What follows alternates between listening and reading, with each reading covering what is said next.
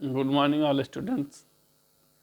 Class 9 CBSE board Hindi. कवि ने गांव को हरता जनमन क्यों कहा है? तो गांव की प्राकृतिक सुषमा और समृद्धि के कारण कवि ने गांव को हरता जनमन कहा है। कवि ने कविता में हेमंत अर्थात हेमंत ऋतु के सौंदर्य का वर्णन किया है। यानी प्रश्न था कि कवि ने किस मौसम के सौंदर्य का वर्णन किया है, तो आप लिखेंगे कवि ने कविता में हेमंत अर्थात हेमंत ऋतु के सौंदर्य का वर्णन किया है। गांव को मरकर डिब्बे सा खुला क्यों कहा गया है? तो आप बताएंगे कि गांव हरे भरे लहलाते खेतों के कारण किसी पन्ने भरे डिब्बे के समान दिखाई देता है, इसलिए कवि ने गांव को मरकर डिब्बे सा खुला कहा है। और अगला क्वेश्चन है कि अरहर और सनई के खेत कवि को कैसे दिखाई देते हैं?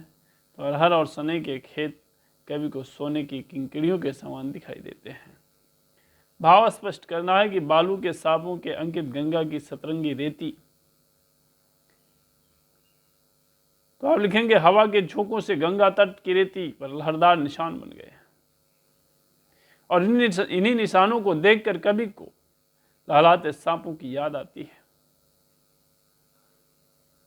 और अगला क्वेश्चन है खा उसी 5वें में कि हसमुख हरियाली हिम आतप सुख से अलसाए से सोए। तो जिस प्रकार धूप में मनुष्य अलसाकर निद्रा मग्न हो जाता है, वैसे ही सर्दी की नरम धूप में हरियाली भी निश्चल पड़ी सोई अलसाई सी दिखाई देती है। निम्न पंक्तियों में कौन सा अलंकार है? पंक्ति का नाम पंक्ति है।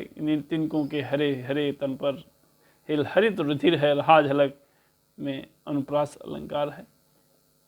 इस कविता में जिस गांव का चित्रण हुआ है वह भारत के किस भूभाग पर स्थित है?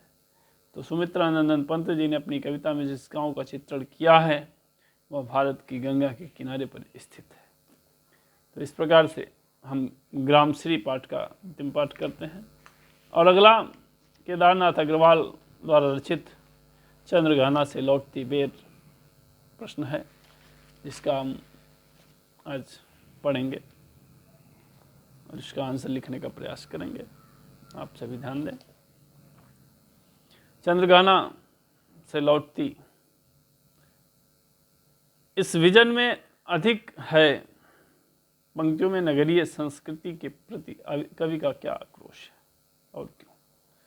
तो आप लिखेंगे इन पंक्तियों में कवि का नगरीय संस्कृति के बनावटी दिखावटी छल प्रपंच तथा संघर्ष भरे जीवन के प्रति आक्रोश व्यक्त हुआ है।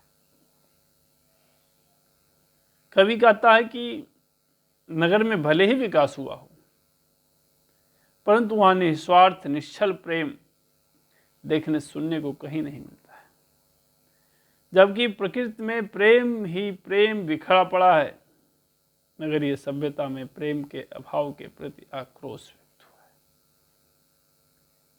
क्वेश्चन नंबर 2 है कि सरसों को सयानी कहकर कवि का क्या कहना चाहता होगा?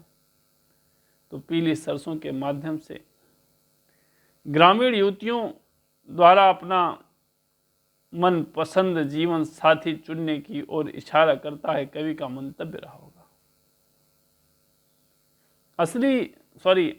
अलसी की चंचलता का वर्णन कीजिए।